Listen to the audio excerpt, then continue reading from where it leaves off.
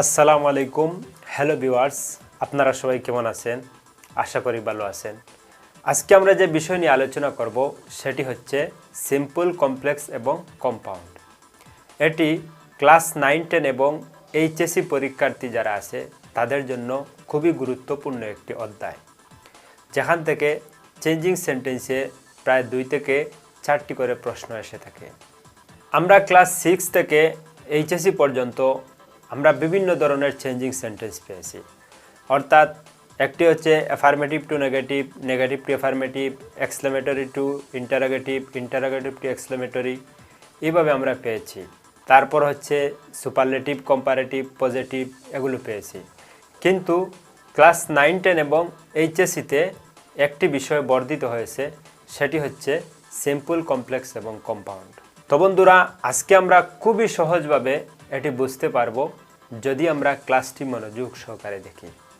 তো আশা করি আপনারা পুরো ভিডিওটি দেখবেন প্রথম থেকে শেষ পর্যন্ত, তাহলে এই সিম্পল, কমপ্লেক্স এবং কম্পাউন্ড সেন্টেন্স নিয়ে আপনাদের মনে যে জটিলতা আছে তা অবশ্যই দূর হয়ে যাবে।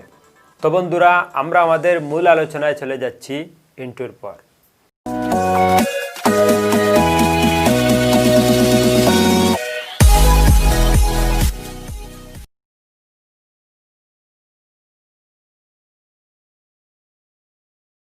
প্রথমে আমাদের জানতে হবে সিম্পল, কমপ্লেক্স এবং কম্পাউন্ড সেন্টেন্স কি, এগুলো আমরা সংজ্ঞা জানতে হবে। সিম্পল সেন্টেন্স হচ্ছে যে বাক্যে একটি মাত্র সাবজেক্ট এবং একটি মাত্র ফাইনিট ভার্ব থাকবে, তাকে আমরা সিম্পল সেন্টেন্স বলি। সিম্পল সেন্টেন্স বলতে আমরা কি বুঝি? আমরা যেমন যদি কাপড় কিনতে যাই, তাহলে আমরা বলি যে বেশি ডিজাইন নয়, একদম সিম্পল। অথবা কোনো লোক যদি সাধারণভাবে চলাফেরা করে, তাকে আমরা বলি লোকটি সিম্পলভাবে চলাফেরা করে, অর্থাৎ বেশি সাজগোজ বা বিলাসিতার সাথে নয়, সে সিম্পলভাবে চলাফেরা করে। তাহলে সিম্পল বলতে বোঝায় আমরা ছোটোখাটো সংক্ষেপ, এটি বোঝায়। তাহলে বাক্যের ক্ষেত্রেও যে বাক্যটিতে কানেক্টর যুক্ত থাকবে না এবং বাক্যটি কোনো ধরনের শর্ত থাকবে না, ইফ অথবা হু, হুইচ, এগুলো দিয়ে কোনো কন্ডিশন থাকবে না বাক্যের মধ্যে, এটি হচ্ছে সিম্পল সেন্টেন্স। তাহলে আমরা এভাবে বলতে পারি যে বাক্যের মধ্যে একটি মাত্র সাবজেক্ট এবং একটি মাত্র ফাইনিট ভার্ব থাকবে, তাকে আমরা সিম্পল সেন্টেন্স বলতে পারি। যেমন আমি এখানে লিখলাম he is a good boy, সে একজন ভালো বালক। এখানে আমরা দেখতে পাচ্ছি এখানে একটি মাত্র সাবজেক্ট আছে এবং সাহায্যকারী ভার্ব আছে এবং বাক্যটি কোনো ধরনের কন্ডিশন ছাড়া, অর্থাৎ এখানে who, which, age if, although, দো, এগুলো কোনো কিছু দ্বারা যুক্ত নয় এবং কোনো কানেক্টরও নেই। তাহলে আমরা এই বাক্যটিকে একটি সিম্পল বাক্য বলতে পারি। তারপর হচ্ছে কমপ্লেক্স বাক্য। কমপ্লেক্স শব্দের অর্থ হচ্ছে জটিল, কঠিন। আমরা একটি সহজ কথাকে যদি একটু ঘুরিয়ে পেঁচিয়ে বলি, তাহলে এটিকে আমরা কমপ্লেক্স সেন্টেন্স বলতে পারি। যে বাক্যের মধ্যে একটি প্রিন্সিপাল ক্লোজ থাকবে এবং এক বা একাধিক সাবঅর্ডিনেট ক্লোজ থাকবে, তাকে আমরা কমপ্লেক্স সেন্টেন্স বলতে পারি। তো আমরা ক্লোজ এবং প্রিন্সিপাল ক্লোজ এবং সাবঅর্ডিনেট ক্লোজ, কোঅর্ডিনেট ক্লোজ, এগুলো আমরা এখানে আলোচনা করব। আমি এগুলো বলে শেষ করি, তারপর আমরা ক্লোজ নিয়ে আলোচনা করব। তারপরেরটা হচ্ছে কম্পাউন্ড সেন্টেন্স। কম্পাউন্ড শব্দের অর্থ কী? আমরা জানি কম্পাউন্ড শব্দের অর্থ হচ্ছে যৌগিক অথবা মিশ্র। তাহলে দুই বা ততোধিক সরল অথবা মিশ্র বাক্য যদি কনজাংশন দ্বারা যুক্ত হয়ে কোনো বাক্য গঠন করে, তাকে আমরা কম্পাউন্ড সেন্টেন্স বলতে পারি। কনজাংশনগুলোর মধ্যে অনেকগুলো কনজাংশন আছে, যেমন অ্যান্ড, অর, বাট, সো, এগুলো হচ্ছে কনজাংশন এবং বাক্যগুলো তাদের স্বাধীনভাবে অর্থ প্রকাশ করতে পারবে, আর সেটি হচ্ছে কম্পাউন্ড সেন্টেন্স। তাহলে আমরা সিম্পল, কমপ্লেক্স এবং কম্পাউন্ডের সংজ্ঞা জানতে পারলাম এবং এগুলোর কাজ কি সেটিও আমরা জানতে পারলাম। এখন আমরা আলোচনা করব যে এটি কিভাবে আমরা গঠন করব। সিম্পল থাকলে কিভাবে আমরা কম্পাউন্ড করব, কমপ্লেক্স থাকলে কিভাবে আমরা সিম্পল করব, এগুলো কিছু রুলস নিয়ে আমরা এখন আলোচনা করব। তার আগে আমি বলেছিলাম যে ক্লোজ কি এবং প্রেস কি, এই দুটি জিনিস নিয়ে আমরা একটু আলোচনা করব। প্রিয় শিক্ষার্থীরা, ক্লোজকে আমরা 3 ভাগে ভাগ করতে পারি। আমি যদি এখানে একটি চিত্র আঁকি, যেমন এটা হচ্ছে ক্লোজ। তো ক্লোজ অর্থ কি? আমরা অনেকে কিন্তু ক্লোজ অর্থ জানি না। ক্লোজ অর্থ হচ্ছে বাক্যাংশ, অর্থাৎ একটি বাক্যের অংশ বিশেষ। তো এই অংশ বিশেষকে আমরা তিন ভাগে ভাগ করতে পারি। একটি হচ্ছে প্রিন্সিপাল ক্লোজ,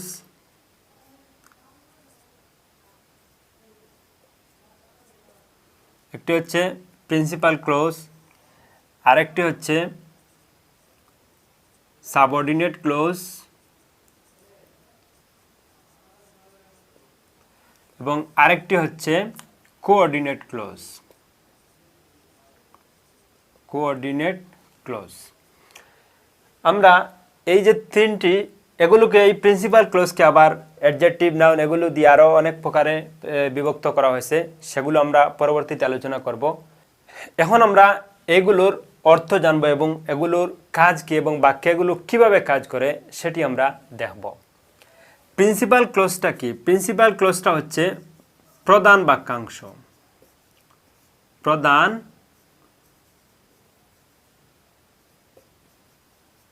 বাক্যাংশ অর্থাৎ বাক্যের প্রধান অংশ, যেই অংশ ছাড়া বাক্যের সম্পূর্ণরূপে অর্থ প্রকাশ করে না, অর্থাৎ এটি ছাড়া বাক্য অর্থই প্রকাশ করবে না, সেটি হচ্ছে প্রিন্সিপাল ক্লোজ। এরপর আমরা সাবঅর্ডিনেট ক্লোজ। সাবঅর্ডিনেট ক্লোজ হচ্ছে অধীন। অধীন অর্থাৎ এই বাক্য অংশটি প্রধান বাক্যাংশের উপর নির্ভর করবে, অর্থাৎ এটি যদি না থাকে এটি কোনো অর্থ প্রকাশ করতে পারবে না। কিন্তু সাবঅর্ডিনেট ক্লোজ ছাড়া প্রিন্সিপাল ক্লোজ যদি বাক্যের মধ্যে থাকে তাহলে এই সাবঅর্ডিনেট ক্লোজ ছাড়া এটির সম্পূর্ণ অর্থ নিজে নিজে প্রকাশ করতে পারবে। এরপর হচ্ছে কোঅর্ডিনেট ক্লোজ। কোঅর্ডিনেট ক্লোজ হচ্ছে সমজাতীয়। এটি বেশিরভাগ কম্পাউন্ড সেন্টেন্সে ব্যবহৃত হয় এই কোঅর্ডিনেট ক্লোজটি, অর্থাৎ বাক্যের দুই পাশে, অর্থাৎ প্রথম অংশে যদি প্রিন্সিপাল ক্লোজ থাকে তাহলে এর পরের অংশ প্রিন্সিপাল ক্লোজ হবে এবং মধ্যখানে অ্যান্ড অর বাট এ ধরনের কানেক্টর থাকবে। তো আমরা ক্লোজটা কি এবং সাবঅর্ডিনেট ক্লোজ কি এবং কোঅর্ডিনেট ক্লোজ কি এটি আমরা জানলাম। তো আমরা একটি উদাহরণের মাধ্যমে বিষয়টি দেখলে আমাদের আর একটু সুবিধা হবে। যেমন আমি এখানে লিখলাম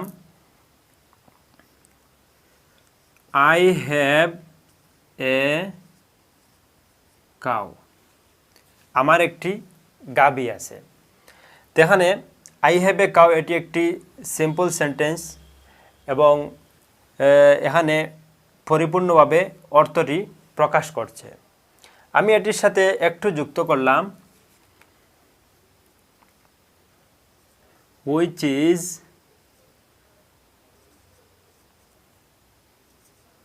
red। আমি এখানে লিখলাম যেমন I have a cow which is red। আমার একটি গাভী আছে যেটি লাল। এই যে যেটি লাল, এটা যদি আমি সারাদিন বলি যেটি লাল, তাহলে আমার কিন্তু কোনো অর্থ প্রকাশ করবে না। তো এটি হচ্ছে এই যে সাবঅর্ডিনেট ক্লোজ, অর্থাৎ এটি হচ্ছে এই প্রিন্সিপাল ক্লোজের উপর নির্ভরশীল, অর্থাৎ I have a cow এর উপর নির্ভরশীল। কারণ এই I have a cow ছাড়া which is red এটির কোনো অর্থ প্রকাশ করছে না। আমি যদি বলি I have a cow, আমার একটি গাভী আছে, তাহলে আমি যদি এখানে বাক্যটি ক্লোজ করি তাহলে এটি স্বাধীনভাবে তার পরিপূর্ণ অর্থ প্রকাশ করতে পারবে। কিন্তু আমি which is red যদি বলি তাহলে যেটি লাল কোনটি লাল, তখন ডিপেন্ড করবে কিন্তু এই বাক্যটির উপর, বাক্যাংশের উপর। তাহলে এটি হচ্ছে প্রিন্সিপাল ক্লোজ এবং এটি হচ্ছে সাবঅর্ডিনেট ক্লোজ, অর্থাৎ এই বাক্যটি এটির উপর নির্ভরশীল। এর পরের বাক্য হচ্ছে কোঅর্ডিনেট ক্লোজ। তো কোঅর্ডিনেট ক্লোজ আমি আগেই বলেছি যে সমজাতীয় বাক্য যদি কানেক্টর দ্বারা মধ্যখানে যুক্ত থাকে, and or but or so এগুলো দ্বারা যুক্ত থাকে, তাহলে এটিকে আমরা কোঅর্ডিনেট ক্লোজ বলতে পারি। যেমন আমি এখানে কোঅর্ডিনেট ক্লোজের একটি উদাহরণ লিখি। আমি এখানে লিখলাম you must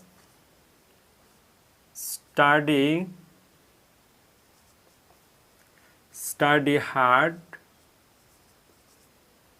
or you will fail. You must study hard or you will fail. এখানে বাক্যটি তার সঠিকভাবে অর্থ প্রকাশ করতে পেরেছে, এই অংশটির প্রয়োজন হয় না। ইউ উইল ফেইল এটির উপর নির্ভর করতেও হয় না। আবার ইউ উইল ফেইল এটি ইউ মাস্ট স্টাডি হার্ড এটির উপর নির্ভর না করে তার নিজের অর্থ নিজে প্রকাশ করতে পারবে। কাজেই এটি হচ্ছে প্রিন্সিপাল ক্লোজ এবং এটি হচ্ছে প্রিন্সিপাল ক্লোজ, অর্থাৎ এটি এবং এটি দুটি সমজাতীয় বাক্যাংশ, এটিকে ওর দ্বারা যুক্ত করা হয়েছে। তো প্রিয় শিক্ষার্থীরা, তোমরা অবশ্যই বুঝতে পারলে যে প্রিন্সিপাল ক্লোজটা কি, সাবঅর্ডিনেট ক্লোজ কি, কোঅর্ডিনেট ক্লোজ কি। এখন আমরা এগুলো কিভাবে বাক্যে ব্যবহার হয়ে সিম্পল থেকে কমপ্লেক্স এবং কমপ্লেক্স থেকে কম্পাউন্ড হয় সেটি সম্পর্কে জানব। প্রিয় শিক্ষার্থীরা, আমরা কয়েকটি উদাহরণের মাধ্যমে সিম্পল, কমপ্লেক্স এবং কম্পাউন্ড সেন্টেন্স বুঝতে পারব।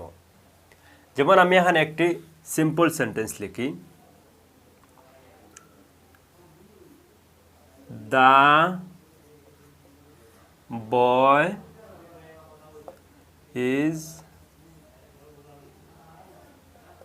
playing is my brother. The boy is playing is my brother. যে বালকটি খেলছে সে আমার ভাই।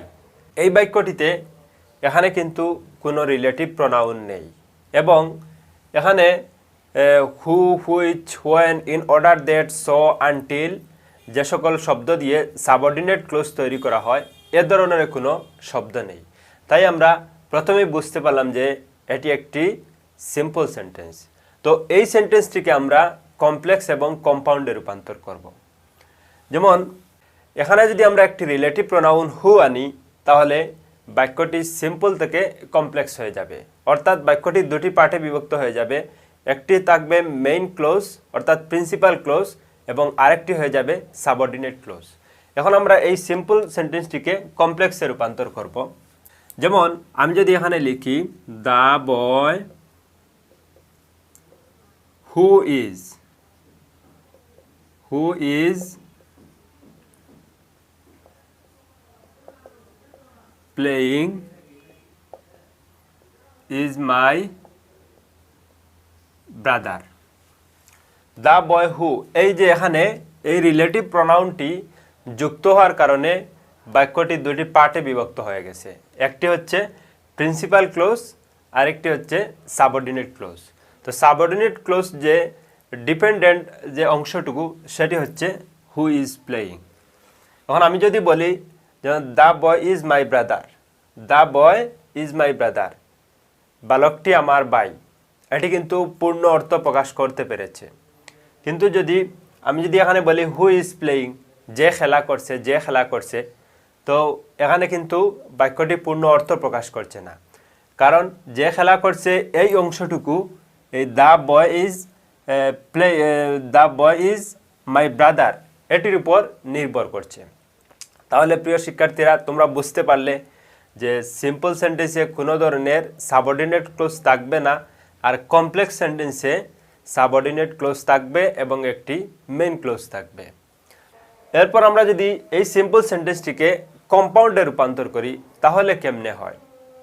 আমি আগেই বলেছি কম্পাউন্ড সেন্টেন্সে দুটি সমজাতীয় অংশ থাকবে, অর্থাৎ প্রিন্সিপাল ক্লোজ থাকলে পরবর্তী অংশ প্রিন্সিপাল ক্লোজ থাকবে এবং মধ্যখানে এন্ড, অর, বাট, নর, অর, সো এগুলো যুক্ত থাকবে। তো আমরা এই সেন্টেন্সটিকে আমরা কম্পাউন্ড সেন্টেন্সে রূপান্তর করব। যেমন আমরা এখানে লিখতে পারি যে দ্য বয় ইজ প্লেয়িং।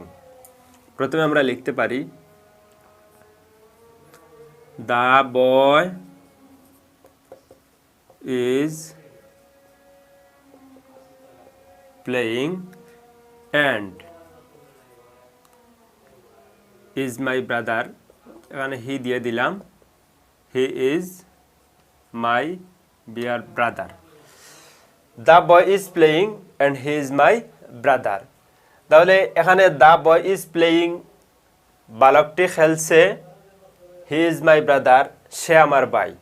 দেখেন প্রিয় শিক্ষার্থীরা, এই দুটি কিন্তু principal clause.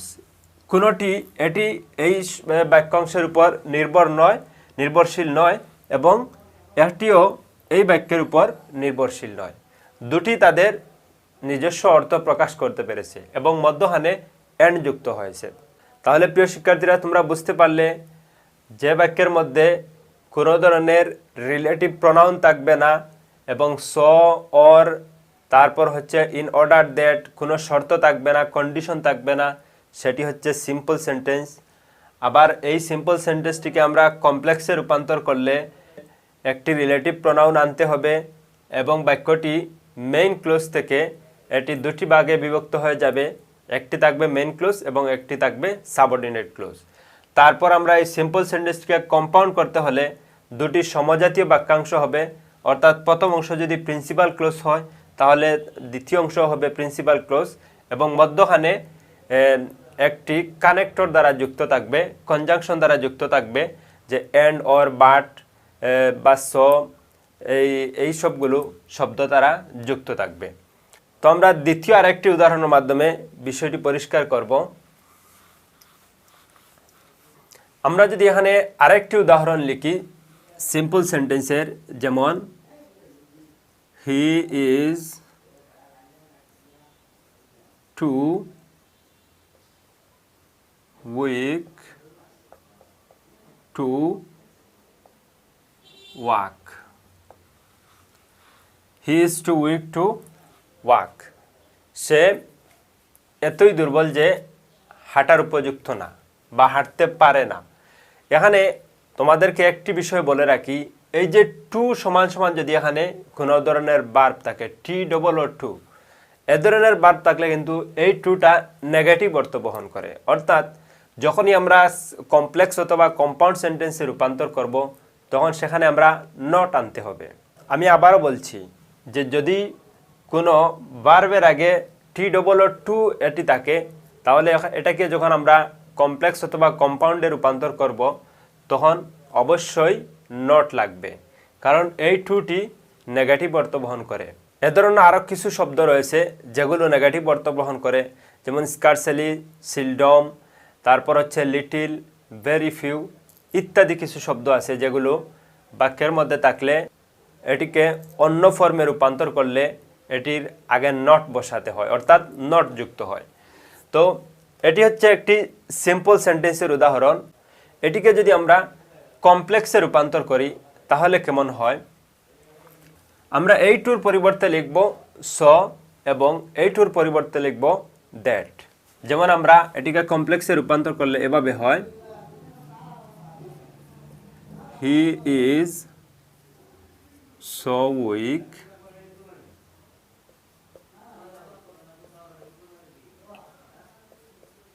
that he cannot he is so weak that he cannot walk। প্রিয় শিক্ষার্থীরা, আমি আগেই বলেছি যে টু নেগেটিভ অর্থ বহন করে, এটি যদি থাকে যখন আমরা অন্য ফর্মে এটিকে ট্রান্সফার করব তখন অবশ্যই নট বসবে। তাই আমরা এখানে এই টু থাকার কারণে এখানে আমরা ক্যান নট বসিয়েছি, অর্থাৎ সে এতই দুর্বল যে সে হাঁটতে পারে না। তারপর হচ্ছে আমরা যদি এই সিম্পল সেন্টেন্সটিকে কম্পাউন্ডে রূপান্তর করি তাহলে কেমন হয়? আমি এখানে লিখলাম হি ইজ ভেরি উইক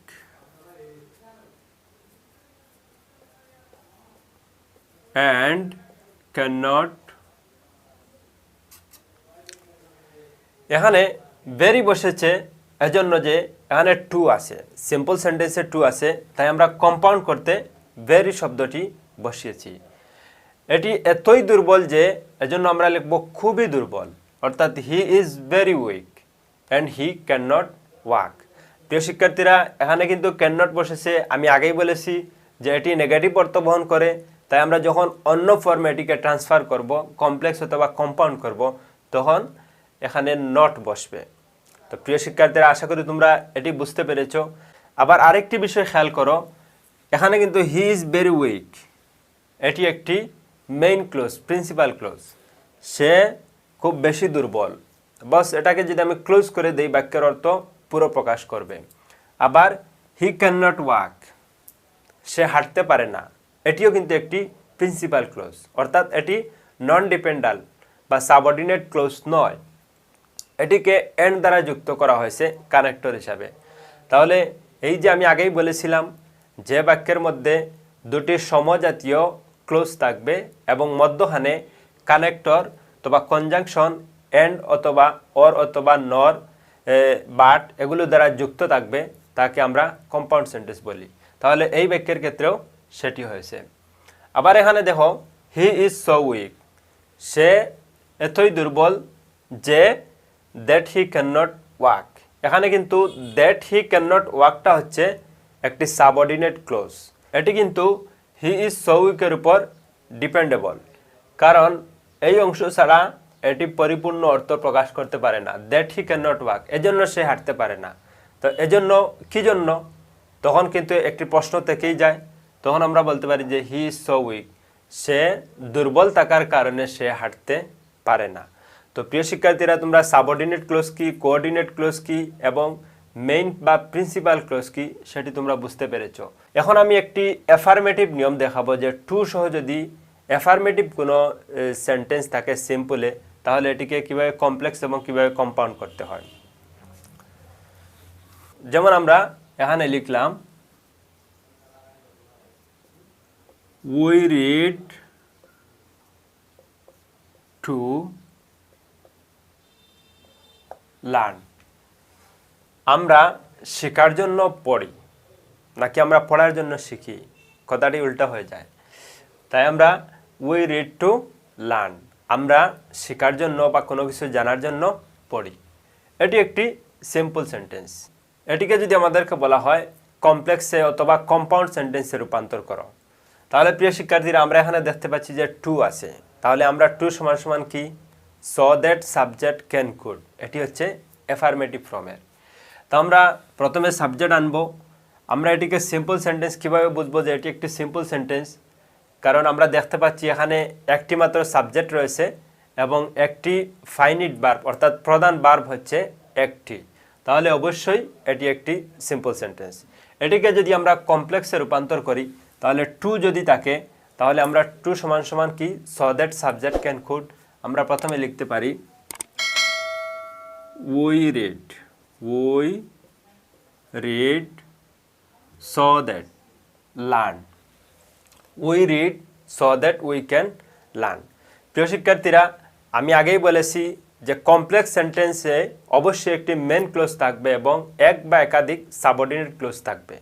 এখানে কিন্তু এই যে সো দ্যাট অংশটা, এটি হচ্ছে সাবঅর্ডিনেট ক্লোজ। এটি উই রিড এই ক্লোজটির উপর নির্ভরশীল। এটি ছাড়া এটির পূর্ণ অর্থ প্রকাশ হবে না। যেমন আমি যদি বলি so that we can learn, এজন্য আমরা শিখি, তাহলে কিন্তু কোনো অর্থ প্রকাশ করছে না। যখন আমরা বলবো যে আমরা পড়ি এজন্য আমরা শিখি, তখন এটি পূর্ণ অর্থ প্রকাশ করবে। তাহলে কমপ্লেক্স সেন্টেন্সের একটি বৈশিষ্ট্যই হলো যে এটিকে সাবঅর্ডিনেট ক্লোজ দ্বারা যুক্ত থাকবে এবং শুরুতে সো দ্যাট থাকবে অথবা ইফ থাকবে, ওয়েদার, ইন কেস, তারপরে বিকজ, এই শব্দগুলো দ্বারা এটি শুরু হবে। তাহলে এখানে যেহেতু সো দ্যাট শুরুতে আছে, তাহলে অবশ্যই এটি কমপ্লেক্স সেন্টেন্স এবং এটি হচ্ছে সাবঅর্ডিনেট ক্লোজ। আবার আমরা এই বাক্যটিকে কম্পাউন্ড সেন্টেন্সে রূপান্তর করব, অর্থাৎ এটি হচ্ছে কমপ্লেক্স, এটি হচ্ছে সিম্পল, এখন আমরা কমপ্লেক্সে রূপান্তর করব। যেমন we read and we learn, আমরা পড়ি এবং আমরা শিখি। এখানে কিন্তু এই উইটা দেওয়ার প্রয়োজন নেই, আমি বোঝানোর জন্য দিয়েছি উই রিড অ্যান্ড লার্ন। এখানে অর্থাৎ উইটা উজ্জ থাকে।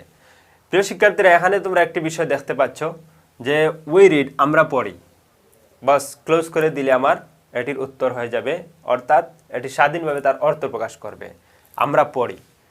আবার উই লার্ন, আমরা শিখি, এটিও কিন্তু একটি প্রিন্সিপাল ক্লোজ। তাহলে এই দুটি বাক্যাংশ একটি আরেকটির নির্ভরশীল নয়, তাই আমরা এটিকে প্রিন্সিপাল ক্লোজ এবং এটিও প্রিন্সিপাল ক্লোজ বলতে পারি। এবং এই দুটি ক্লোজকে এন্ড দ্বারা যুক্ত করা হয়েছে। তাহলে যদি আমরা এরকম টু সহ ভার্ব পাই সিম্পলে, তাহলে আমরা এর পরিবর্তে লিখতে পারি সো দ্যাট, তারপর সাবজেক্ট ক্যান কুড। আবার এটিকে যখন কম্পাউন্ড করব তখন আমরা দুটি প্রথমে প্রিন্সিপাল ক্লোজটি লিখব এবং মধ্যখানে একটি কানেক্টর যুক্ত করব, তারপর আমরা আবার সেই বাকি অংশটি লিখে আমরা এটিকে কম্পাউন্ড করতে পারবো। প্রিয় শিক্ষার্থীরা, তারপরে আমরা আরেকটি উদাহরণ দেখিয়ে ক্লাসটি শেষ করব। যেমন এরপরের উদাহরণে যদি আমরা যাই, বাই রিডিং মোর। প্রিয় শিক্ষার্থীরা, এটি একটি সিম্পল সেন্টেন্স। এটি রিডিং ভার্বটির সাথে বাই যুক্ত করে এটিকে প্রেসে রূপান্তর করা হয়েছে। প্রেসটা কি? প্রেসটা হচ্ছে শব্দগুচ্ছ, অর্থাৎ কয়েকটি ওয়ার্ড মিলে যদি একটি অর্থ প্রকাশ করে এটিকে আমরা প্রেস বলতে পারি। আমরা দৈনন্দিন জীবনে অনেকগুলো প্রেস ব্যবহার করি, a lot of, a bed of rose, তারপর হচ্ছে by reading, by working, because of, এগুলো হচ্ছে প্রেস, অর্থাৎ কয়েকটি শব্দ মিলে একটি অর্থ প্রকাশ করে, তো এটি হচ্ছে প্রেস। তো আমরা সিম্পল সেন্টেন্সে এরকম প্রেস যুক্ত করে আমরা সিম্পল সেন্টেন্স তৈরি করতে পারি। তো এটি একটি simple sentence, by reading more and more you will pass. বেশি বেশি পড়ার মাধ্যমে তুমি পরীক্ষায় পাস করবে। এখানে কিন্তু কোনো ডিপেন্ডেবল ক্লোজ নেই, কারণ বাক্যটি কোনো পার্ট নেই, এটি রিলেটিভ প্রোনাউন নেই, তারপর who, which, whether, if, seldom, little, এগুলো কোনো কিছু দ্বারা যুক্ত নয়। তাহলে অবশ্যই এটি একটি সিম্পল সেন্টেন্স। তো এই ধরনের যদি আমরা বাই প্লাস ভার্বের সাথে আইএনজি যুক্ত পাই, তাহলে আমরা এই বাইয়ের পরিবর্তে আমরা কমপ্লেক্স সেন্টেন্স করতে হলে শুরুতে আমরা ইফ আনতে পারি। আমরা লিখতে পারি if you will pass the examination, অর্থাৎ এই পরের অংশটি আমরা লিখে দিব। তাহলে এটি ইউ উইল পাস, এটি হচ্ছে মেইন ক্লোজ এবং এটি হচ্ছে subordinate clause. If you read more and more, এই অংশটি হচ্ছে সাবঅর্ডিনেট ক্লোজ, অর্থাৎ এটি ডিপেন্ড করে ইউ উইল পাস, তুমি পরীক্ষায় পাস করবে, এটির উপর। এবং এটি ইফ দ্বারা শুরু করা হয়েছে। তো ইফ দ্বারা অথবা ইন কেস অথবা হু, হুইচ, তারপর বিকজ, এগুলো দ্বারা যদি বাক্য শুরু হয় তাহলে অবশ্যই এটি হচ্ছে সাবঅর্ডিনেট ক্লোজ। তো অবশ্যই কমপ্লেক্স সেন্টেন্সে এগুলো দ্বারাই বাক্য শুরু করতে হয়। তো আমরা যদি বাই প্লাস এ ধরনের ভার্বের সাথে আইএনজি যুক্ত হয়, তাহলে আমরা শুরুতে ইফ আনবো, ইফের পর সাবজেক্ট আনবো, তারপর এই ভার্বের আইএনজিটাকে তুলে শুধু মেইন ভার্বটি বসবে এবং তারপরের অংশ যেভাবে আছে সেভাবে বসবে। তো if you read more and more you will pass. এখানে আমি এই বাক্য দিয়ে অসংখ্য অসংখ্য আমি বাক্য তৈরি করতে পারবো। By working hard you will prosper in life, by working attentively you will shine in life, if you read attentively you will pass in the examination। এই ধরনের অসংখ্য আমরা বাক্য তৈরি করতে পারবো। এখন আমরা এই বাক্যটিকে, অর্থাৎ এই সিম্পল বাক্যটিকে আমরা এটিকে কমপ্লেক্সে রূপান্তর করেছি, এখন আমরা কম্পাউন্ডে রূপান্তর করব। read you will pass the exam অথবা you will pass, you read more and more and you will pass, এবং তুমি পাস করবে। তো প্রিয় শিক্ষার্থীরা, তোমরা অবশ্যই বুঝতে পারলে যে আমরা যদি সিম্পল সেন্টেন্স থেকে কমপ্লেক্সে রূপান্তর করি তাহলে কেমনে হয়, কমপ্লেক্স থেকে যদি আবার আমরা কম্পাউন্ডে রূপান্তর করি তাহলে কেমনে হয়। তো আজকে আমরা ক্লাসটি এখানেই শেষ করব। তো আরও অনেকগুলো উদাহরণ রয়েছে বা আরও অনেকগুলো নিয়ম রয়েছে যেগুলো আমি পরবর্তী ক্লাসে আলোচনা করব। সবগুলো নিয়ম তো আমি এরকম লিখে লিখে দেখাতে পারবো না, তাই আমি পরবর্তী ক্লাসে আমি যতগুলো নিয়ম আছে সেগুলো লিখে তোমাদেরকে বুঝিয়ে দেব। তো এর আগ পর্যন্ত তোমরা যে যেখানেই থাকো ভালো থেকো, সুস্থ থাকো, এই কামনায় বিদায় নিচ্ছি। আল্লাহ হাফিজ।